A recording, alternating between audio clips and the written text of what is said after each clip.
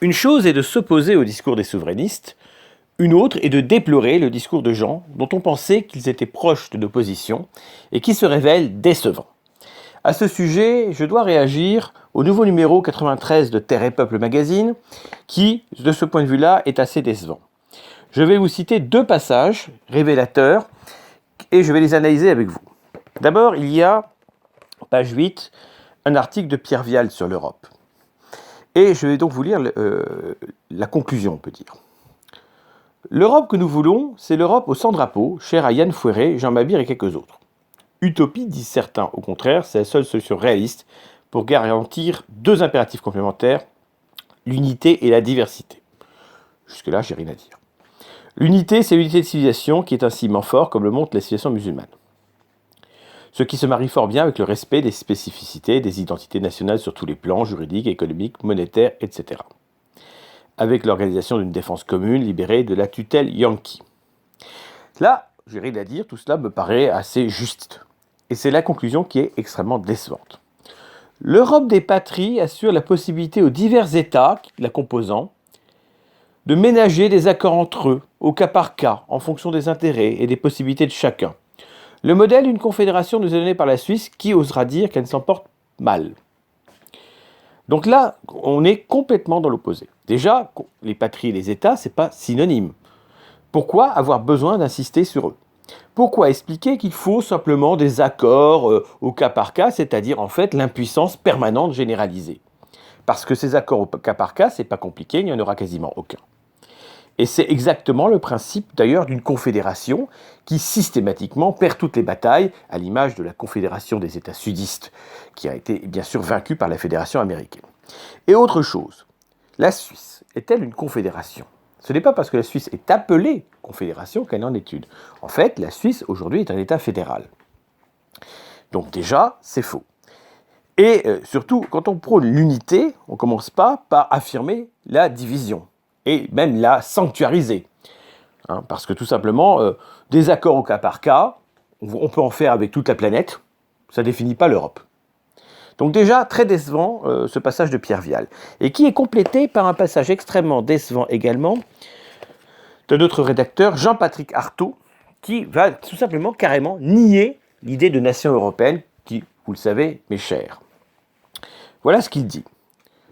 L'Europe n'est pas une nation, mais une civilisation commune, à des peuples ethniquement et culturellement apparentés, mais différenciés par une longue histoire.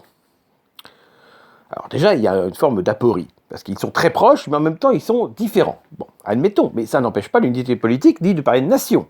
Les Bretons ne sont pas les Corses, les Alsaciens ne sont pas les Basques, et pourtant, ils font partie d'une même nation. Voire, ce sont des nations associées.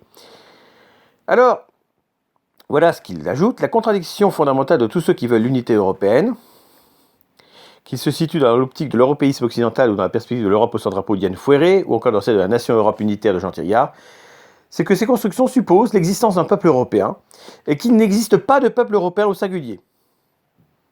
Alors là, on a l'impression de lire Zemmour. On a l'impression de lire les souverainistes, les moins europhobes certes, mais tout de même. Revenir aux définitions permet d'éviter cette erreur. Il y a nation s'il y a parenté de peuplement, s'il y a proximité.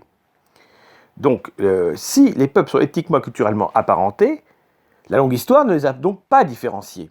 En fait, elle les a séparés, mais de toute façon, les liens ont été perpétuellement répétés et réactivés. Il ne faut pas imaginer que l'Europe a toujours les frontières actuelles et qu'il n'y avait aucun lien. Même à l'époque du limes romain, les relations entre les Germains et les Romains étaient constantes et permanentes.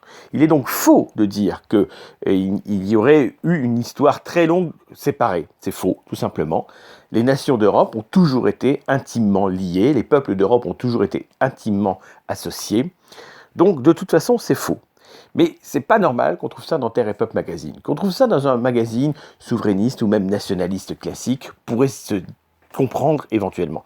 Je trouve donc tout cela très décevant et c'est une forme, on va dire, de régression idéologique.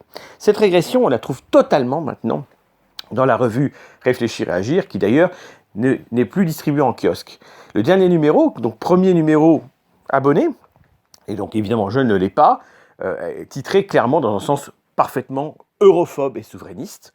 Quand on a lu le numéro 0 du magazine il y a plus de 20 ans, Quand on voit ce que c'est devenu, c'est assez triste. Donc cette régression, on va dire, de ces revues qu'on qualifierait d'identitaires sur l'Europe est évidemment une information importante. Une régression idéologique totale, parce qu'il n'y a plus d'impulsion forte, parce que les gens qui dirigent ces revues ou qui gèrent ces structures se sont épuisés idéologiquement. Là, il y a une régression souverainiste, on peut dire, dans Terre et Peuple Magazine, dans Réfléchir Agir et dans d'autres magazines de cette nature, ce qui n'est pas le cas d'Éléments. Évidemment que l'Union européenne actuelle soit très critiquable à de nombreuses reprises, on peut le comprendre. Il y a beaucoup de points sur lesquels on peut dénoncer le fonctionnement de l'Union européenne, mais il faudrait déjà savoir de quoi on parle. Et je vais en parler dans l'audio qui suit.